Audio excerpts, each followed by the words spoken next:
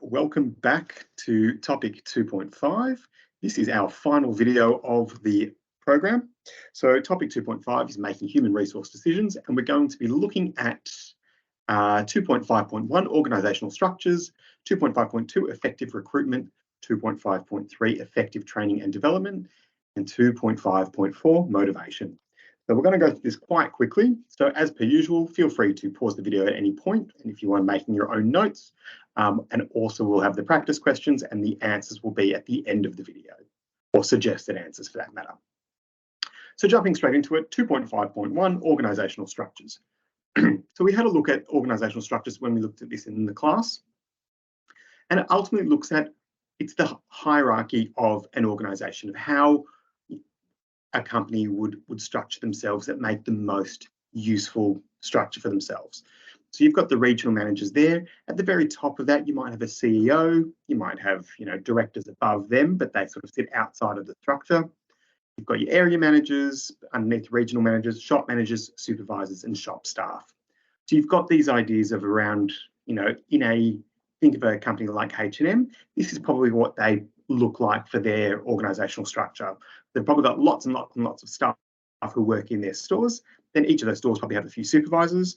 Each store would have a shop manager. Then there's probably an area manager who might look after a number of stores, a regional manager who'll look after a number of areas, and then someone who'll manage the regional managers and so forth. So that's generally an organisational structure. We also started looking at this idea of centralised and decentralised. So there's a number of different types of companies that will focus on different things. So we talked about examples, again, like clothing stores, or even, like big chains like H&M, or even like banks.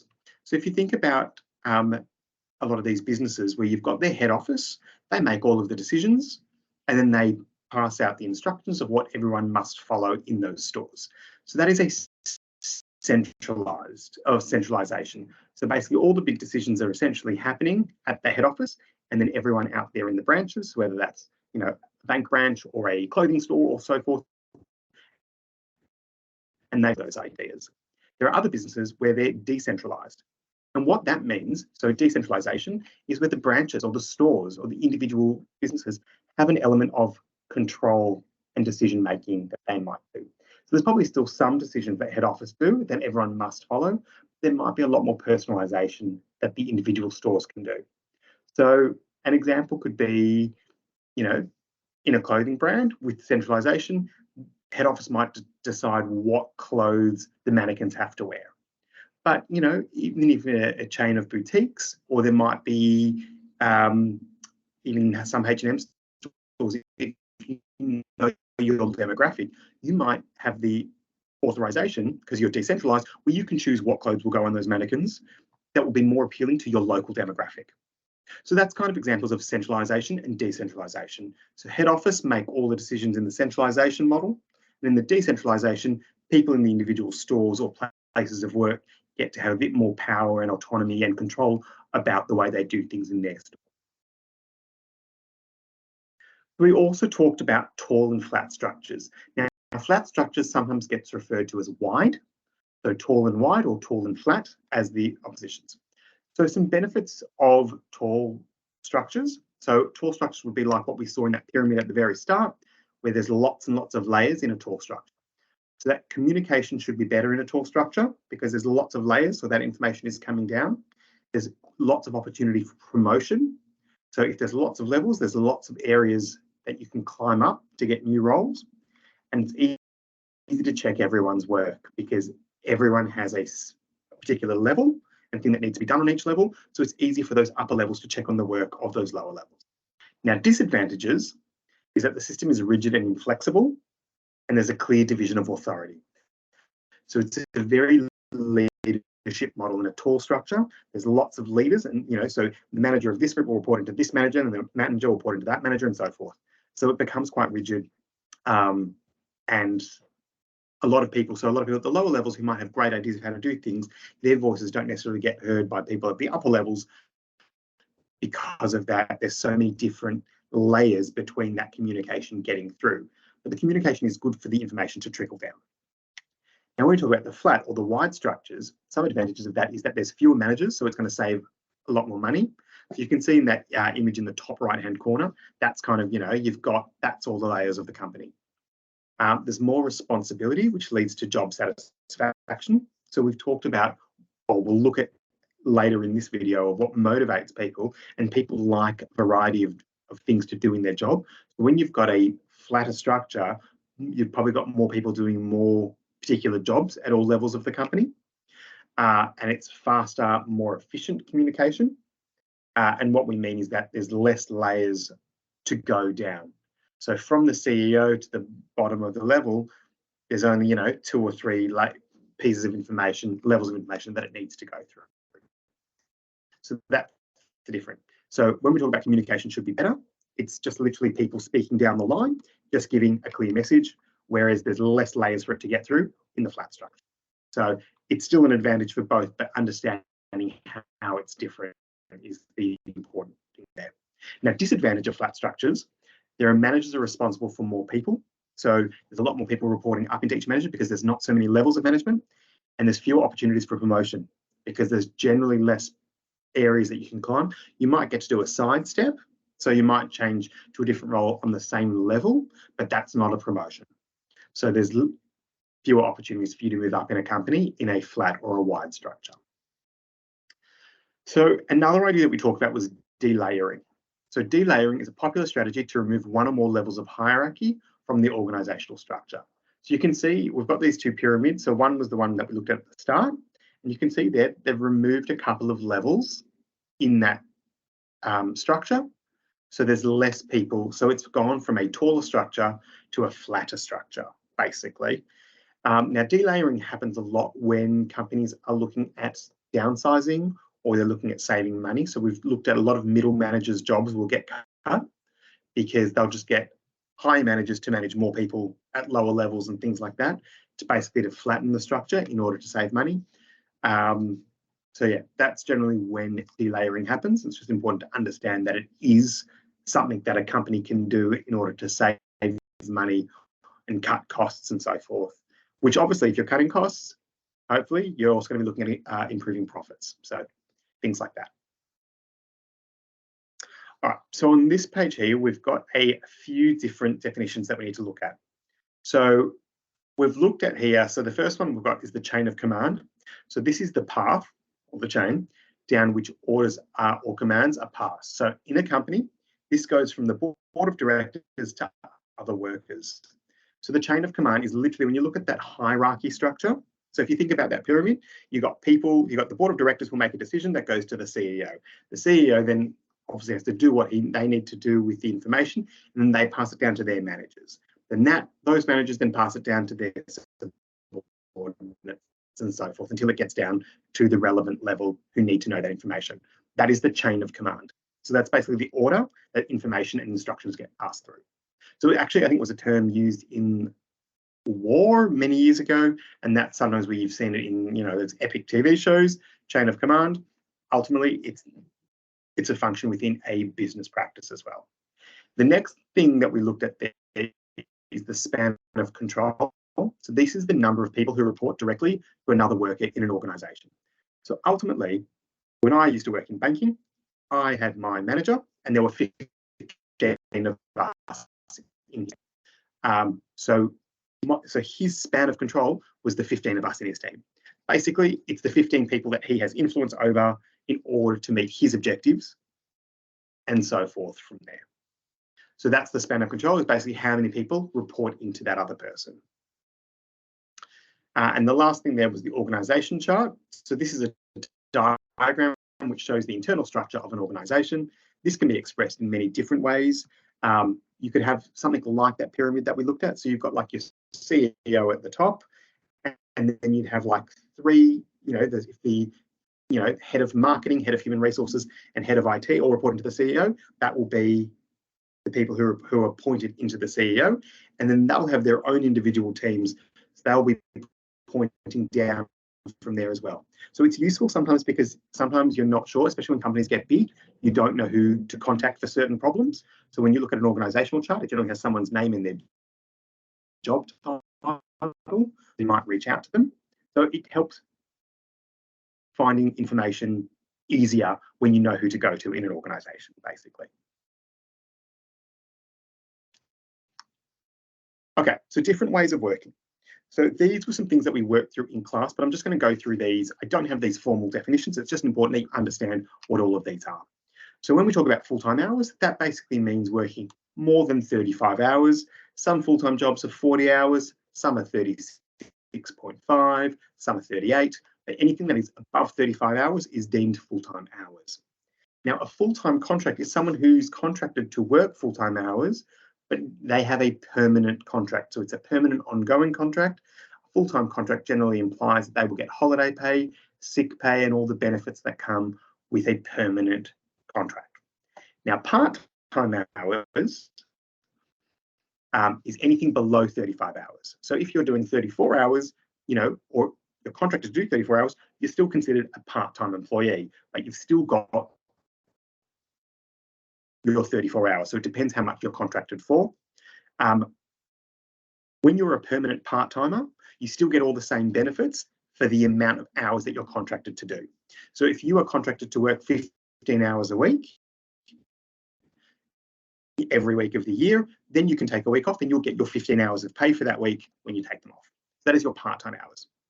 Now, flexible hours is the type where you might still have a full-time hours, you might have part-time hours. The flexible hours means that you will negotiate with your boss or your workplace what hours that you're going to work. So that might be a case of, you might have some other responsibilities. So you might have an arrangement that you might work from 9 a.m. till 2 p.m. every day, and that you'll come back online at 6 p.m. and you'll work till 9 p.m. every night. That might be something that your work can offer you. So that is the flexible hours. Now, a freelance contract is basically someone who works for themselves, and they are, so they might have a business themselves, and their business is contracted to do a certain job. So a freelance contract tends to be someone who has a really specialist skill set and is employed to do it for a specific purpose. It's generally only for a short period of time, and they generally get paid quite well for that. But that's part of the contract that they do. They're basically selling their specialism.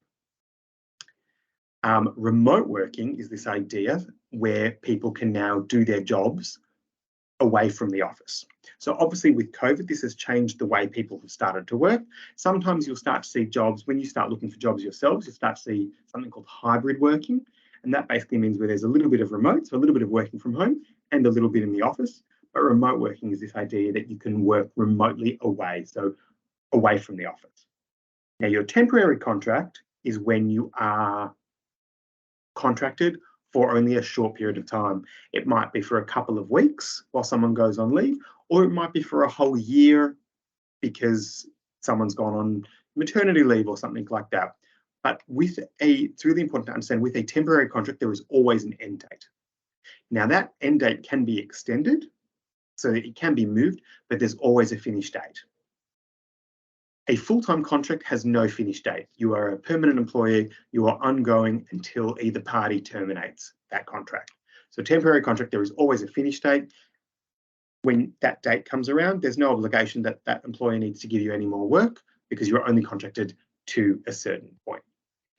Then we also have the 0 hours contract. And basically what that means is that it's like a casual employment basis. So you don't have any guaranteed hours, but maybe you might just get a call and be like, would you like a shift this week? And you can say yes or no. You don't have to accept it because you're under no obligation.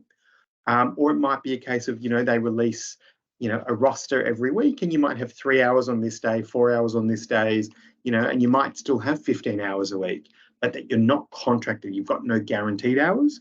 Generally, you'll get a higher hourly pay, but ultimately it's a completely flexible way of working, both for your employer and also for you, because you're under no obligation to go to work if you don't accept the shifts. So they're the different ways of working from here. All right, first practice question. So you can pause this video here. Explain one advantage of delayering in a large organisation. So this is a 3-marker. It's a BLT. Pause the video here. All right, and the suggested answers will be at the end. So let's keep going. All right, 2.5.2, effective recruitment. So who would you choose? When you're employing a new employee, you could either employ someone who's experienced. They do tend to stick to proven methods because they've been doing their job for a long period of time. They've often got strong opinions. And if you choose someone who is less experienced, so someone who's new to an industry, they're going to use a lot of new techniques. So a lot of people need to get qualifications when they are going into a new job. And often as things are evolving, when people are learning their particular trade or their skill or their qualifications, everything is updating. So a lot of people who are experienced, they don't necessarily get all of the updates of the new research and new technologies and things like that, whereas someone who's quite new to an industry is generally getting the state of the art of what all the current practices are. And generally, people who are new, who are less experienced, are generally open to feedback because they are trying to be the best that they can be, and they are still learning themselves, and they are building that experience. So looking at these two, so in this example, we've got two images of teachers, one being an experienced teacher who's been teaching for many years, and one who is a new teacher to the industry. All right, so then when you're looking at who to choose for a job, so you've got a vacancy, do you choose an existing member of staff, so an internal candidate, or someone who's new to the organisation, so an external candidate? So benefits of having internal candidates, they tend to already know the business, so they know the culture, so they generally would fit in the culture. They know the way things are done. So often in a workplace, there are some really unique ways as part of that culture that gets to build in. So, and often they already have a relationship with staff already in the organisation. So there are some benefits there of having someone internally into a job. Having someone externally, the best perk about someone who's not from within the organisation is they can come in and bring new ideas to the organisation. Especially if they're coming from a competitor, they might be able to tell you how, your competitor who might be doing better than you, they can start to, not really giving trade secrets, but they might have insights into how things can be done better and more efficiently. So you can gain a better competitive advantage. Also, they've probably got a proven track record of doing that role before, if that is what you're looking for. But obviously, it can be quite hard for an external person to come into an organisation because they have to they meet new people, they tend to have to make new friends and find their way. So it can be quite, if they don't start well, often it can be a really slow and hard start for a new person to join your company. So recruitment occurs when businesses hire new staff. So it's important that firms hire the best new staff and the best person for that role. And obviously, like we talked about in experienced or new to an industry or internal and external, it's about making sure that they're the right fit for that job, that they're going to be able to succeed in that job as well. Because if they're succeeding in that job, that's obviously good for your business. So examples of qualities that employers might be looking for, so it could obviously depend on the type of job, but you'll be looking for certain experience, the size of the business, so depending on what experience they've had before in what parts, other businesses that they have, is it comparable to yours, or is your business growing? What skills that they bring, what attitude they have. So attitude is a really big thing that employers are looking for. What they specialize in. So depending on what the type of role, how friendly are they? So if they're in a customer facing role, you want to make sure that they're going to treat your customers well, because you don't want to bring in someone who's going to lose customers for you. Their knowledge of the business and the market. So how well do they know about all the moving pieces around what's happening outside of your business, as well as knowing your business itself? Are they confident in their abilities? What new ideas do they offer? What hobbies? Sometimes we ask what hobbies because it gives us an insight, because we cannot ask people personal questions. But if someone can share what hobbies they're interested in, you can often paint a picture of who they are outside of work and if they're going to fit into the type of people who are in your company. So it's a great way to see if someone's going to fit. Also, we talk about background. So this is about education and useful for the job. So things like police checks and things like that. So for example, all of the teachers at your school have had to go through background checks to make sure that we can all safely work in a school and so forth.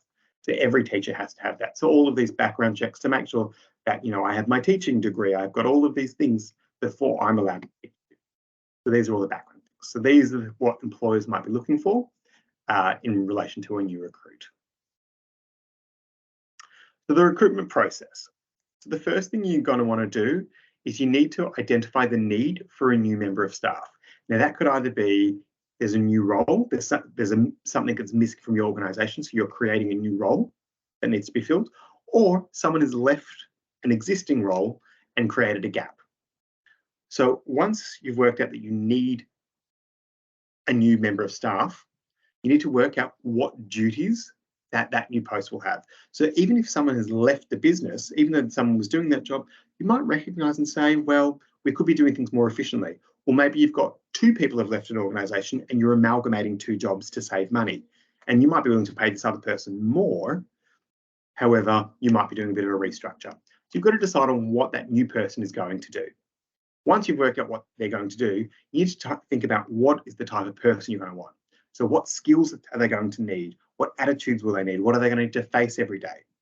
So once you've worked out all of those things, you're going to write that up and then you're going to advertise the job. Once you've got the job out there, so that is open to the open market for people to apply, you're going to review all of the CV. So people will send you a CV, or sometimes people gets referred to as a resume. And that's going to have all of their experience and education, all the reasons that's going to sell them as to why they're the best person for the job that you've advertised. So you're going to review all of the CVs. You're going to shortlist it down to a few. You might only pick 2 or 3. Maybe you'll have 5, depending on how many applications you've had. And you're going to invite the best applicants for an interview.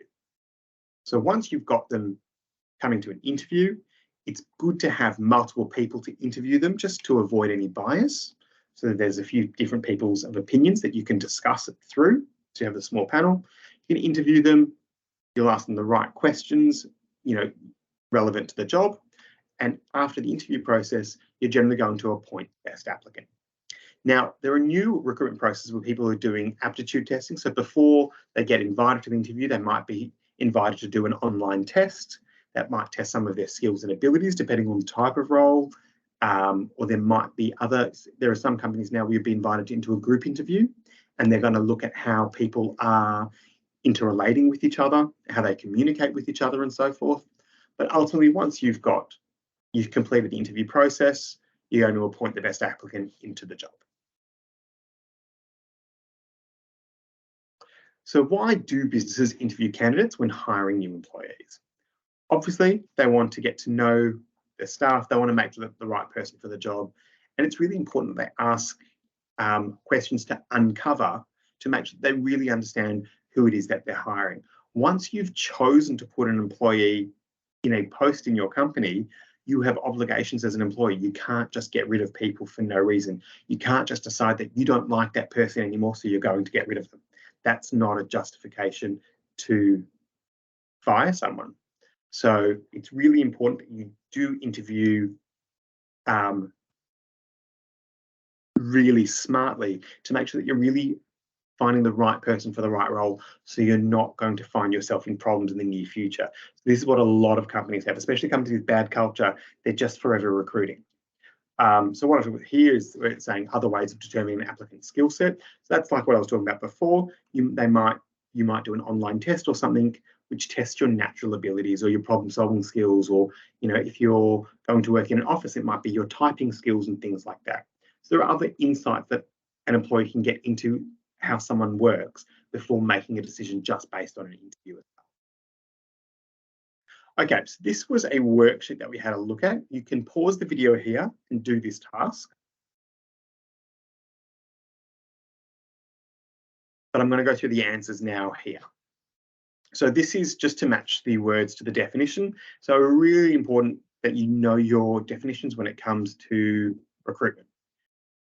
So you got for job applicant, the definition is C, a person who shows they would like to be considered for an appointment to a particular job with a business.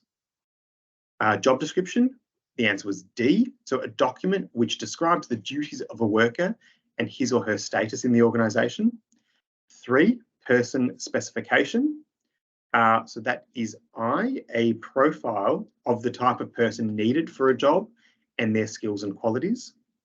4 was an application form, and that is F, so that is the document to be filled in with the person's detail. The application form is just literally a form that asks the applicant all of their questions. They just need to fill it out and give it to the employer. So CV, which stands for curriculum vitae, and that is A, which is a brief list of the main details about a person, including their name, address, qualifications, and experience. 6, motivation, is B. So in work is the desire to complete a task and meet the needs of the business consistently. 7 is selection. So the definition is for G. So selection is the choosing of an individual to fill a vacancy. 8 is recruitment. So is E. So the overall process through which a business appoints a suitable candidate to fill a vacancy. 9 was internal recruitment, with H being this involves appointing existing staff, a known person is recruited. And 10, external recruitment. For J, this involves appointing staff from outside the organisation. So hopefully you got all of those right. Most of it's pretty straightforward and common sense. It's just about not being confused and knowing the types of jargon that it comes to when looking at recruitment. The jargon was another word that we talked about when we looked at communication, which looked at the way people communicate and the importance of clear communication to make sure that all members of the organisation understand communication. All right, here is another practice question. So I want you to explain one reason for not hiring someone who has lots of experience. So this is a 3-marker, just your standard BLT. You can pause the video here. And let's keep going. 2.5.3, effective training and development. So this is how some employees feel receiving training from their employers. So a lot of employees feel happy to work in that organisation. They feel valued as an employee. They feel pleased to get more skills, because obviously when you're building more skills in one job, it's going to make you more desirable for another job.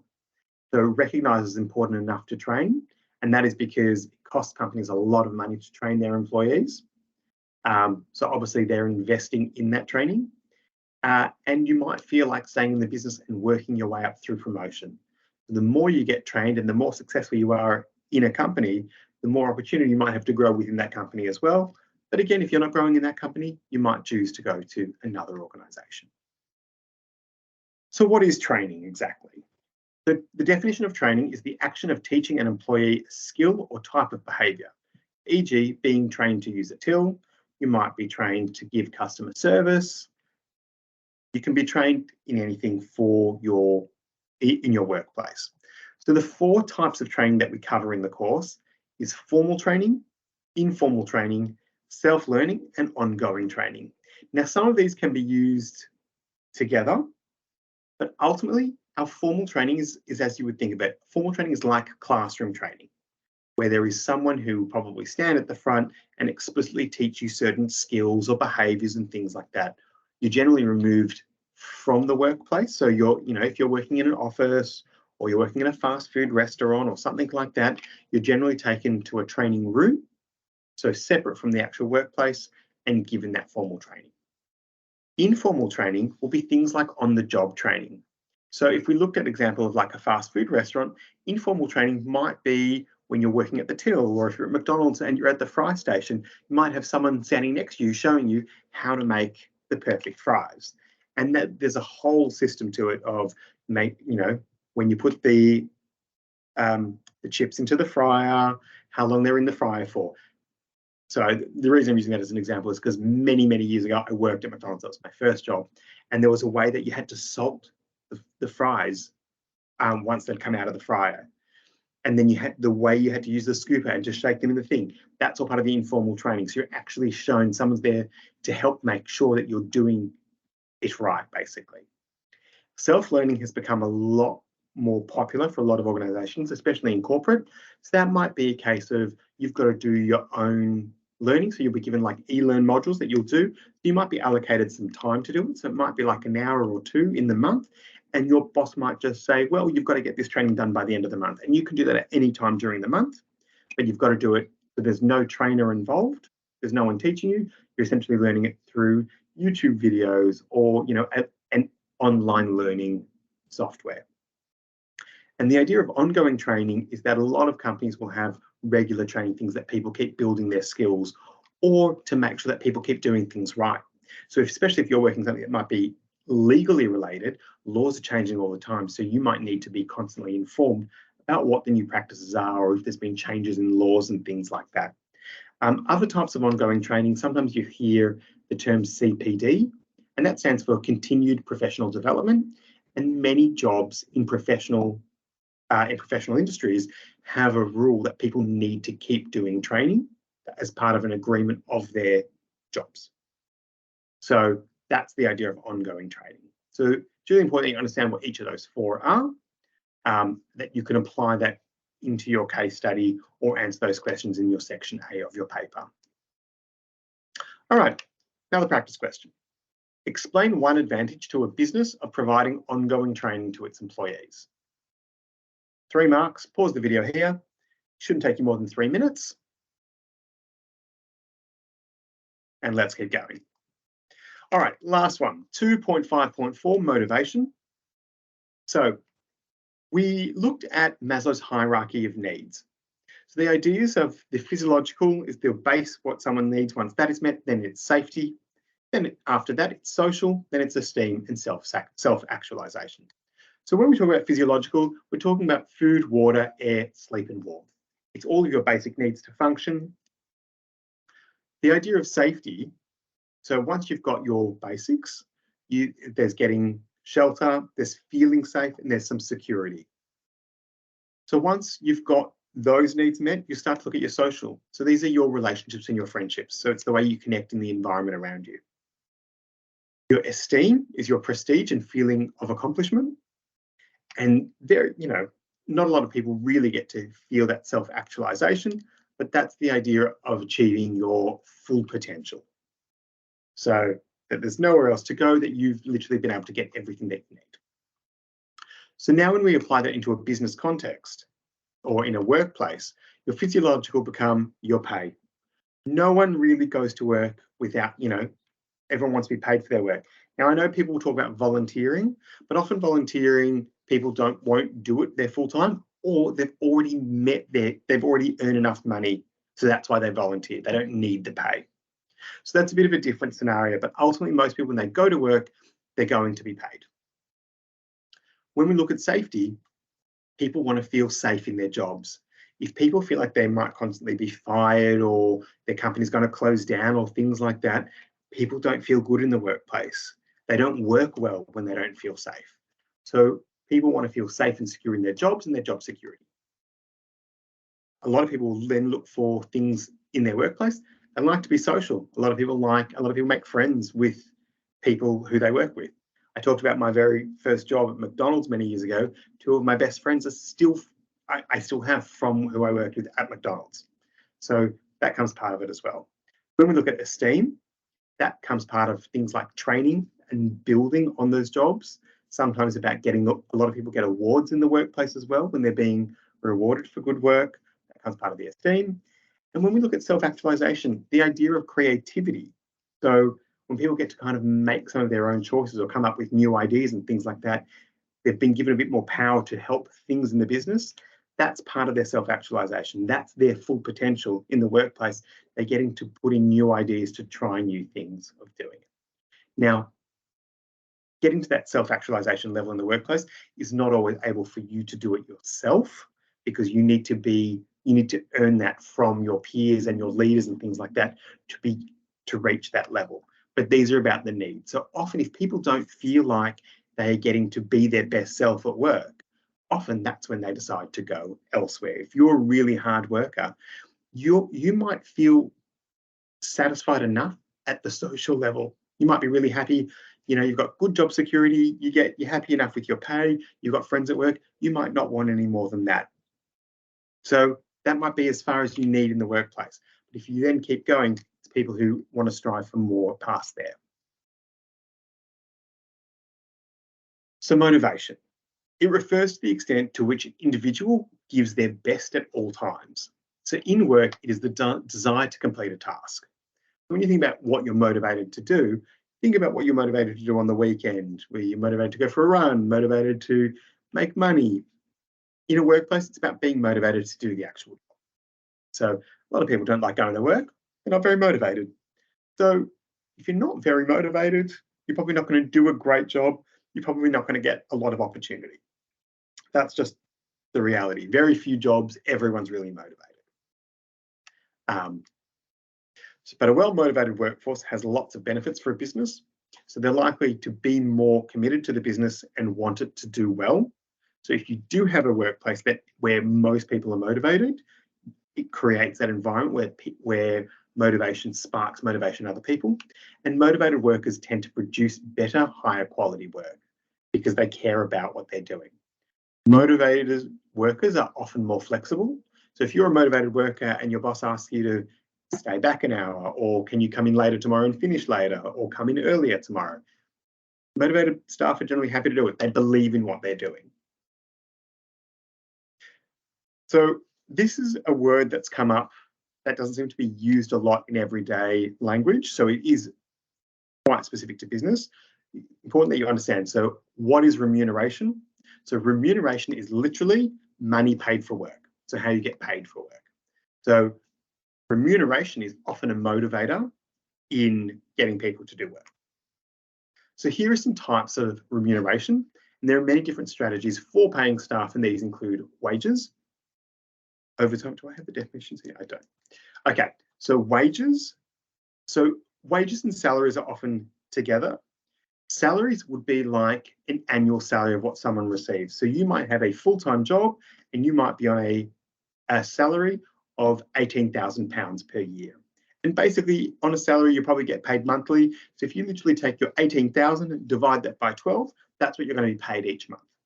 Wages would be for someone who generally works 12 hours a week, and you might get an hourly wage. So you might get paid £18 an hour. You might only do 10 hours a week, but next week you might do 12 hours, and your wages will change based on what you do because you are employed by the hour. So that's the wages that you receive. Salary is like an annual salary that you see mostly in like professional jobs. When I say professional, I mean like teachers get paid a salary. So no matter how many extra hours teachers do, we don't get paid for that.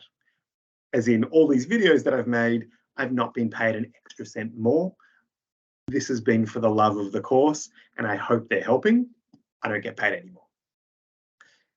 The idea of an overtime, that is if you work in excess of your contracted hours, so you might be doing full-time hours, but you might need to do extra work, and your employer can actually pay you for those extra hours. So although you've got your salary is set, some employers need you to do the extra work. And if they're going to need you to do it and make you do it, you will get paid more for it.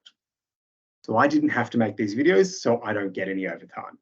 But if, let's say, I was working as a manager in a factory and one of the other managers was sick and someone needed to oversee the factory operations, the factory owner might give me overtime to stay back an extra 3 hours so I could oversee. So that is what overtime is. It's just being paid more on top of your work, and that could be for wages or salary. So you might get, in a wages job, you might get paid overtime, and generally you get paid more for that time. So although you might be in a wages job, you might be contracted to do 35 hours a week and you get paid £18 an hour. If you're doing overtime, you might do an extra 5 hours and you might get paid £24 for those extra 5 hours, like per hour. So then we start to look at a piece rate. So piece rates are used in production. So for example, if you're a factory, if you're working in garments and you might be making t-shirts. So you might get paid a really small hourly wage, but you might also get paid a piece rate. So you might get paid an extra, £4 for every t-shirt you make. So if you make an extra, so if you make 10 t-shirts in the hour, for that hour on top of your hourly wage, you might also make an extra £40 because you got paid a £4 piece rate. I don't know if that's actually accurate, but that is how it would work. So however many of quality products you produce, you get paid an extra rate for each completed item of work. So now we look at bonus and commissions. So commission is a little bit like a piece rate, but it's more in relation to sales. So if you sell a house, you might make a 1% commission. So if you get, you get someone to buy it for more, you get to sell it for £1 million, you get 1% of that will be commission. So that's additional money that goes to you on top of what your salary or your wages are. Now, what a bonus is, so commissions as well could also be like if you were working in an electrical store and you sell, every TV you sell, you might get an extra £10. That's a commission that you get. The bonuses are this idea, so often in professional jobs, it's this idea that you might receive, if you meet all of your targets and your goals for the year, you will get paid an extra £5,000 or whatever, or it might be a percentage of what your annual salary is, or it might be a percentage of what the business has made. But it's basically an arrangement that if you work hard and meet all of the things that you need and the company meets all of their goals, that you're going to be paid extra money. So that is your bonus. So that is on top of your salary or on top of your wages, is completely separate. So that's basically those 6 there are the different types of remuneration that are most commonly used. There are other ones, but at this point, you only really need to focus on these for the course. So addressing issues with non-financial motivation.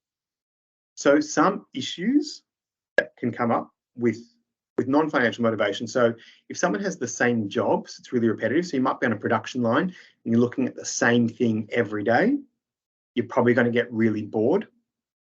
If you're working with the same people every day, doing the same thing, in a really specific task, these could be things that will reduce motivation.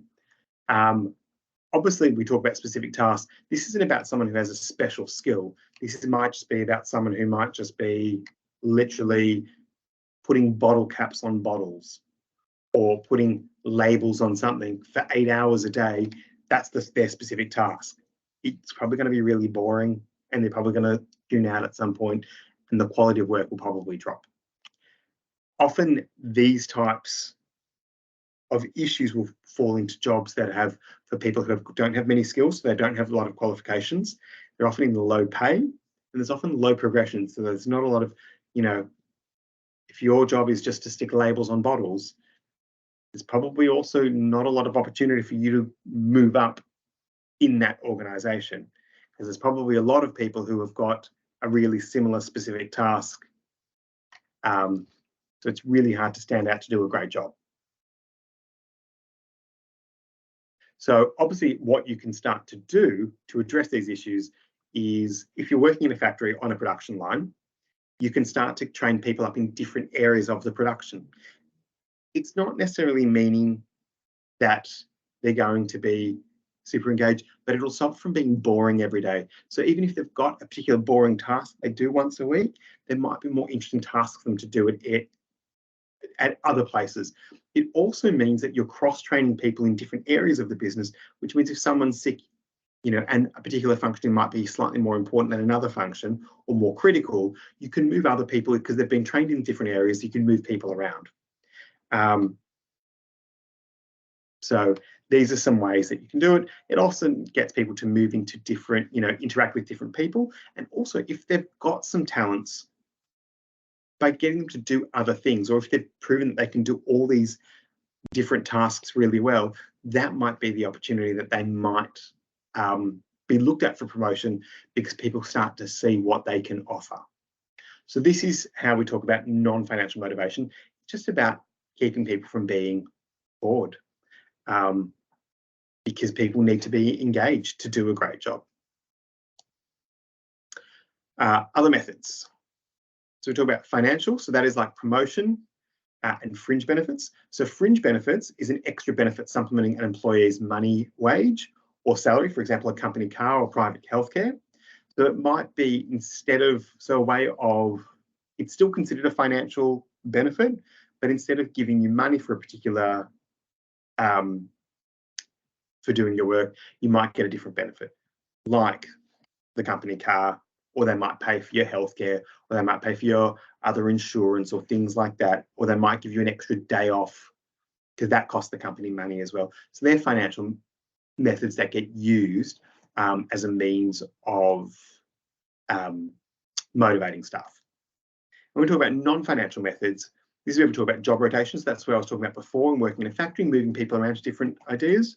Job enrichment, so giving people more things to do, more responsibilities. So it's not just about a different role, but about empowering them to do a great job.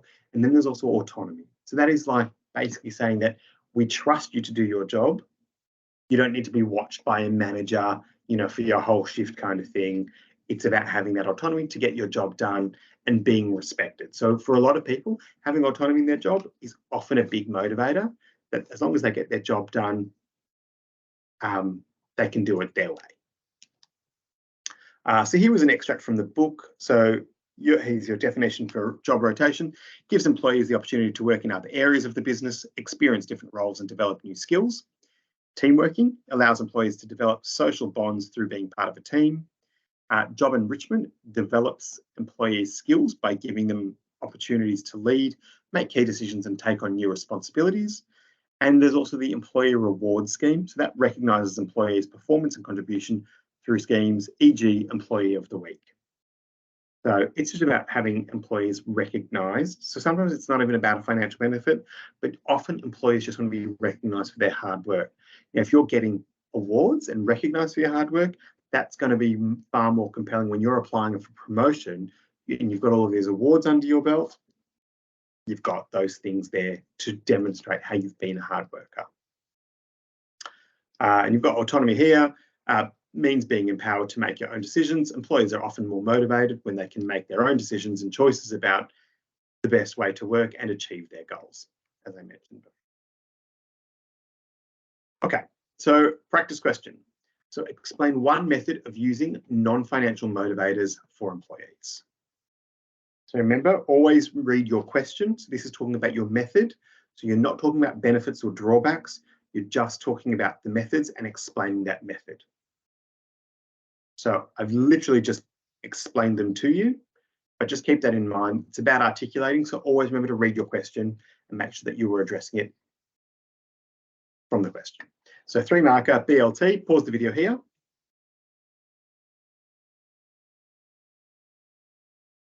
All right, let's get going. That is the end of our content. So let's go through these last of our practice questions. So explain one advantage of delayering in a large organisation. Remember, these are just sample answers. You can answer these in your own way as long as you're hitting all of the right notes. So one advantage of delayering is a cost saving. This is because middle managers cost a lot of money and their roles would be cut. This leads to less layers to pass information. Therefore, their roles would be consumed by others and the organisation doesn't have to pay as many people. Explain one reason for not hiring someone who has lots of experience. One reason for not hiring an experienced person may be that their experience is a non-related field for a basic level job. This is because they may not have the desired skills for a particular job. This could lead to the applicant not enjoying their role or feeling stressed, therefore allowing them to find a more suitable role for their experience.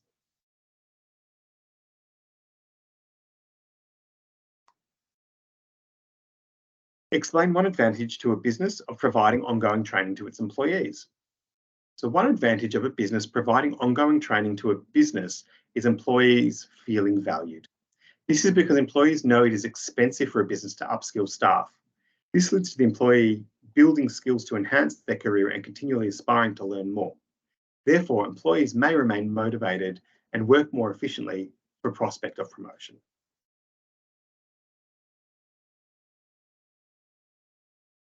Explain one method of using non-financial motivators for employees. One method of using non-financial motivators is a reward scheme. This allows employees to be recognised for their hard work and collect points. This leads to employees being able to receive a prize or something in return for their points, therefore motivating employees to work harder to accrue more rewards. So this is another example. I didn't actually talk about this in the video, so I don't expect you to have had this answer. Some non-financial techniques is where people basically get points and then the top points winners, really similar to how people would get in schools where you get your award points as opposed to your sanction points. And if you're a high award person, you may then sort of receive a prize, or it might just be recognition of the fact that you've gotten all the points. So it's basically using a point system as well. That's an example. You're probably more likely to see that in a case study of when you'd be talking about non-financial motivators. So it's really about looking through those details and making sure that you're always linking your case study to your answers as well, if that was the case. That was just an example there, but ultimately what you're looking at doing is you're, in that one there, you're explaining that method and you're unpacking of how it's going to work in the business. It's not necessarily about whether it's good or bad for a business, it's just explaining how it gets used in the business. All right, that is it from me. That is the whole course of the 2-year course summarised. I hope you have found these effective and useful, or at least been able to take some things out of it. Wishing you all luck in your exam, whether you're one of my students or one of my YouTube followers now. Thank you for being with me, and yeah, best of luck.